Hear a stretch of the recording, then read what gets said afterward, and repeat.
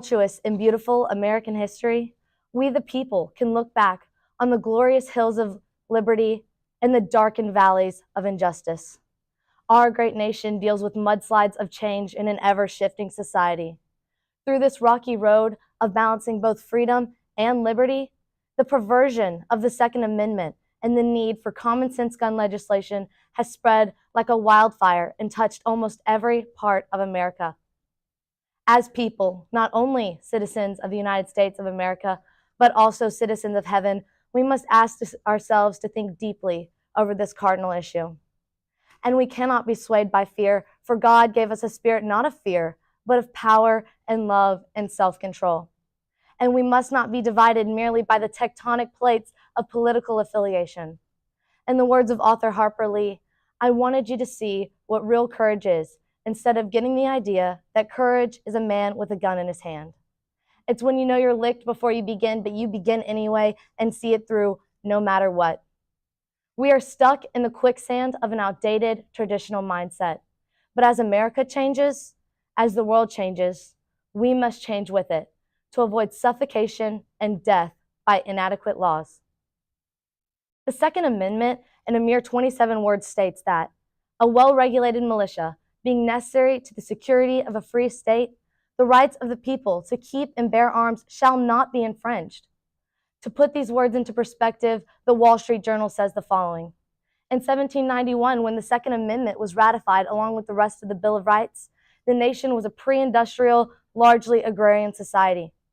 Americans armed themselves with single-shot flintlocks, whose cumbersome reloading and inaccuracy beyond a short range made them far less deadly than today's semi-automatic firearms. Founding era's weapons laws, a complete list of which is still being assembled by academic researchers, were more concerned with gunpowder storage, preventing accidents, and keeping guns away from slaves, Native Americans, and British loyalists. Today, the National Rifle Association, NRA, interprets those same 27 words this way. The way that Sharon Angel, the 2010 nominee for the U.S. Senate, expressed during her campaign. Our founding fathers, they put that Second Amendment there for a good reason, and that was for the people to protect themselves against a tyrannical government. If this Congress keeps going the way it is, people are really looking towards those Second Amendment remedies. This view is referred to as insurrectionism and is based on that vague part of the Second Amendment dealing with militias. What is a militia? The Founding Fathers viewed militias as pivotal components in safeguarding the newly formed nation. The Founding Fathers, wary of standing armies and centralized power, recognized the right to bear arms in the Second Amendment to ensure the existence of these well-regulated militia. The Founding Fathers were concerned about tyranny from a standing army and the need for a citizenry capable of defending the new nation. After the ratification of the Bill of Rights, Congress put forth the Uniform Militia Act of 1792, defining a militia as every free, able-bodied white male citizen of the respective states, and those who were between the ages of 18 and 45. These men were legally required to produce their own weapons and ammunition. The Second Amendment was made to protect these militia men who were burdened to defend the newfound states. And although the militia has been helpful during the foundation of our country, by the end of the 18th century, it was clearly an impractical institution. The War of 1812 is what sealed the militia's fate. The unorganized and undisciplined militia handed the United States the worst military defeat ever suffered in our history. In 1903, after prompting from President Theodore Roosevelt, Congress put forth the Militia Act, which served to separate the new organized militia, aka the National Guard, from the unorganized reserve militia. Following this, in 1916, Congress put forth the National Defense Act, which stated that the National Guard would now be organized in the same way as the regular army. At this point in history, the Second Amendment was considered to be like the Third Amendment, which states, "No soldier shall, in time of peace, be quartered in any house without the consent of the owner, and nor in time of war, but only in a manner to be prescribed by law." A completely irrelevant allocation to modern American life. There is absolutely no room for the interpretation that the Second Amendment allows the people to rise up against the government, since the intention of the militia was directly the opposite. The founders wanted an armed population, but also called for ardent gun regulation. Examples of this would be registration of firearms as well as gunpowder. There was no basic right of armed travel or constitutional carry when the Second Amendment was adopted, and certainly no right to travel with concealed weapons. Concealed carry laws only first emerged in the United States in 1813, decades after the Second Amendment was adopted. American law recognized an exception to this for individuals who had a good cause to fear an imminent threat or danger. To say that the founders wanted no limitations on guns could not have been further from the truth. In actuality, there are mountains of historical evidence that point to the regulation of privately owned firearms. The difference in the way the NRA and the Wall Street Journal interpret the Second Amendment reveals a chasm between our modern context of America and its original intention. This modern interpretation negligently abandons common sense, a path to unify our country and protect its citizens. A solution is within our grasp. We have demonstrated the ability to resolve injustice in the past, but regarding common sense gun legislation, we have failed. The turning point of the Second Amendment's definition happened in the Supreme Court. In 6 instances, the court has ruled directly on the Second Amendment. The first in United States v. Cruikshank, in which Chief Justice Morrison Waite declared that this is one of the amendments that has no other effect than to restrict the powers of the national government. The second, in Presser v. Illinois, the court declared that Presser and others did not have the right to organize as a self-proclaimed military organization to protest against state law because that is not an attribute of national citizenship. Military organization and military drill parade are especially under the control of the governments of every country. They cannot be claimed as a right independent of law. Illinois, at this time, had an 8,000-member National Guard. The way in which we interpret the Second Amendment heavily contributes to the gun debate and has been misconstrued largely by the NRA and used to perpetrate propaganda. Research from Johns Hopkins, CDC, Pew Research, and more are in agreement that there is a problem with disproportionate gun death statistics in America. April 16, 2007, the college campus of Virginia Tech was rocked to its core when it experienced the worst gun massacre of 21st century American history. The shooter had legally purchased 2 semi-automatic handguns from local stores. He had large capacity magazines, those capable of holding over 30 bullets, which were previously illegal after the assault weapons ban of 1994, but the bill lapsed in 2004. He had an immense history of mental illness, emotional and irrational behaviors, and a series of incidents that should have disqualified him from gun ownership. In 2005, he was declared by a judge to be mentally ill and a danger to himself, but he was never institutionalized, therefore never being put on any sort of state list preventing him from gun ownership. April 16, 2007, Song Hee Cho fired 200 bullets in 10 minutes, killing 32 people. July 20th, 2012, an abominable evil struck America and changed the nation forever. That evil was in Aurora, Colorado, at a movie theater showing the latest Batman movie. The shooter entered the theater, murdered 12, and injured 58 others. The 24-year-old James Holmes had legally purchased 4 guns, an AR-15 semi-automatic assault rifle with a 100-round drum magazine, 2 40 caliber Glocks, each with large capacity magazines, and a Remington 12-gauge pump-action shotgun. Holmes had also purchased over 6,000 rounds of ammunition anonymously online. Unsurprisingly, this shooter too had suffered a psychotic break, which should have led to his exemption from gun ownership. In the words of Jason Crow, a Colorado congressman who has served overseas in 3 combat tours to Iraq and Afghanistan, I believe in the right of self-defense, but you don't need an assault weapon or 1,000 rounds of armor-piercing bullets to do that. In the words of political scientist Samuel Huntington, men may, of course, have order without liberty, but they cannot have liberty without order.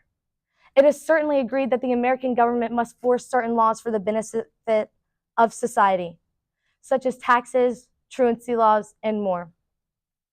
Why then is firearm usage and regulation such a cause for dispute?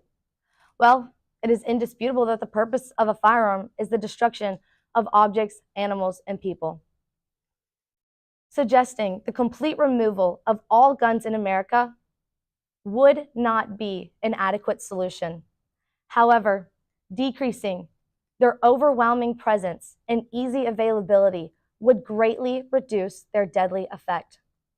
January 8, 2011, a 22-year-old man with a known history of mental illness shot Congresswoman Gabrielle Giffords in the head from 3 feet away.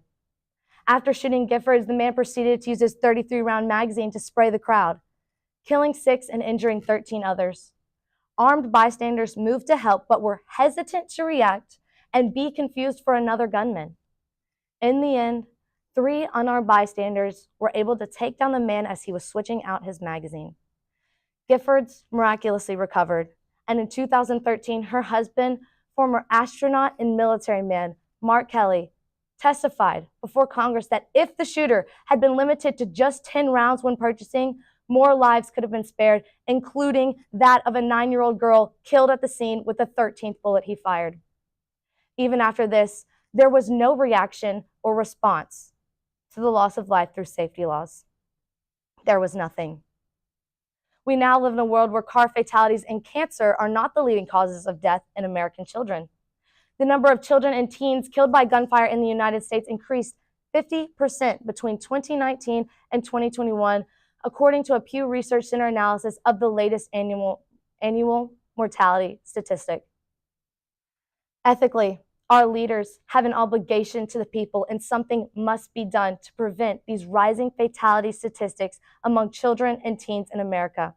More laws regarding flagging mental illness and gun access, age minimums for gun buyers, and limiting large capacity magazines to those that only offer 10 rounds when purchasing would greatly increase safety. The way in which we interpret the Second Amendment heavily contributes to the gun debate and has been determined by a diverse plethora of factors. The National Rifle Association is one. Established in 1871 to promote and encourage shooting on a scientific basis, the NRA was an organization that focused on shooting for sport, hunting, and gun safety. Today, they are one of Washington's biggest political lobbies and donate millions of campaign dollars per year to the politicians they would like to see in office. The NRA has been silent after all mass shootings except for the Sandy Hook Elementary School shooting, in which 154 shots were fired in under 3 minutes, and 26 people, 20 of those children ages 5 to 10, were murdered. The NRA's response was not to validate the nation or comfort the families of the victims. Instead, CEO Wayne LaPierre said these words: "The only thing that stops a bad guy with a gun is a good guy with a gun." At a time when justice was obvious and critical, and common sense was in favor of the victims, we were instead met with abusive politics and fear-mongering. Justice is and always should continue to be an American truth and not just an American dream. Justice for victims of gun violence is long overdue. In the wake of the Sandy Hook Elementary School shooting, Senator Joe Manchin, a Democrat, teamed up with Republican Senator Pat Toomey on a piece of legislation which came to be known as the Manchin-Toomey Amendment. The amendment enforced stricter background checks for private arms dealers as well as federally licensed ones. The amendment had an exception. Gun sales between family and friends were allowable under the condition that the sale was not advertised online or in a publication. The proposed amendment even went so far as to outlaw a national gun registry again, as it is already illegal. When asked about this, Republican Senator Pat Toomey said, "I don't consider criminal background checks to be gun control. I just think it's common sense." And then came our failure to react and our failure to enforce justice. Even though the bill received a majority vote of 55, it needed 65 votes instead to break the filibuster, never making it through the Senate. Families of murdered children watched on as their country failed them. 91% of Americans backed this bill, but because of the closed minds and the greed of a powerful gun lobby, it failed. This is one of the few times in our nation's history where we have seen clear unity in our government. a Democrat and a Republican working side by side on a piece of legislation that not only would bring relief to fearful families, but also be a necessity for the future of American safety. However, politicians who needed funding from the NRA chose the stability of their future campaigns over American children's lives.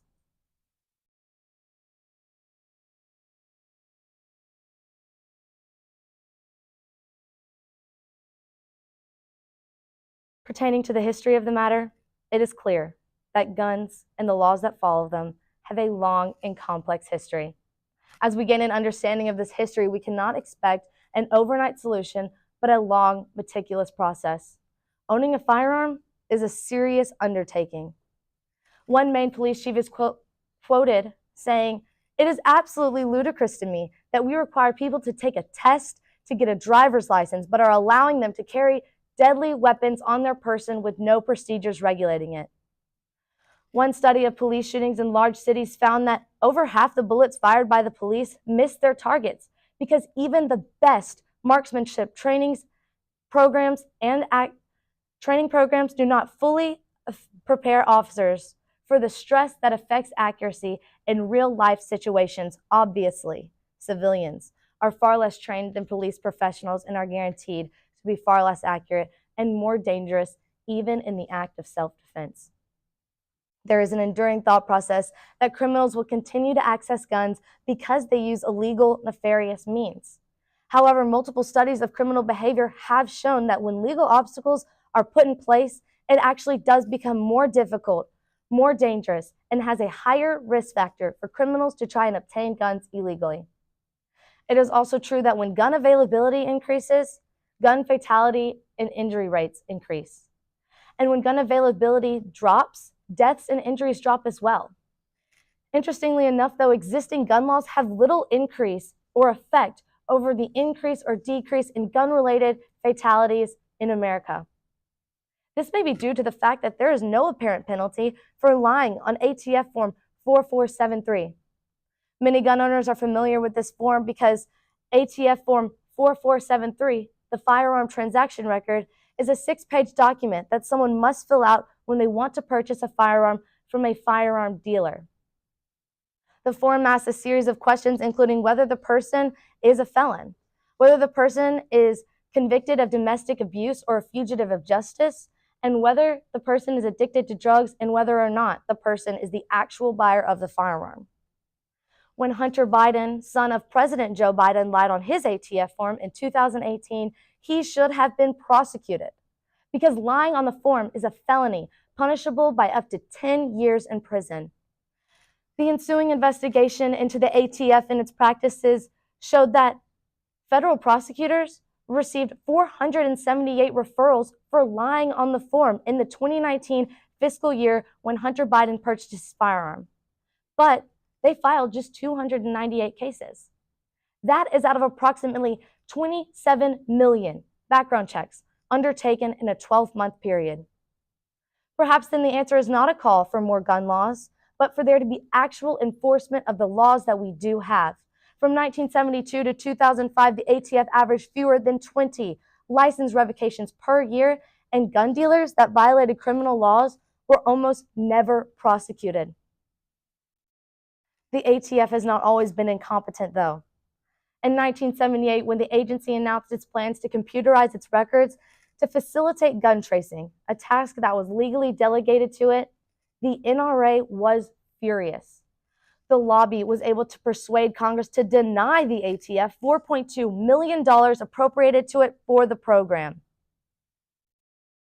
Over time, the ATF was able to improve its reputation but tread lightly where guns were concerned.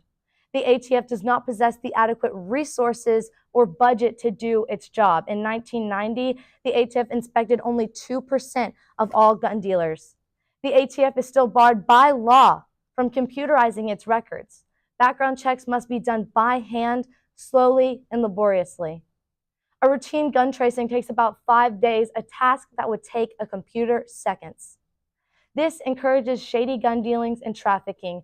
From 2007 to early 2010, of 31,000 guns seized by the Mexican government, 80% came from the United States.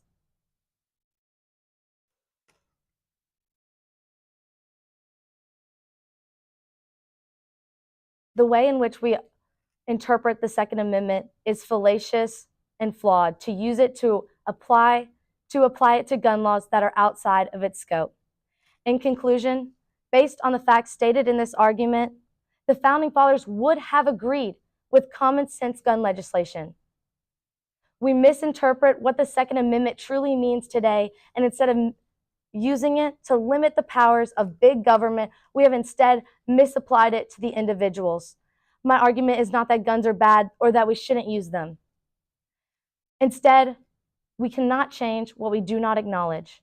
And by acknowledging the many gun-related faults in our system, we can use them to move towards a better one. Thank you.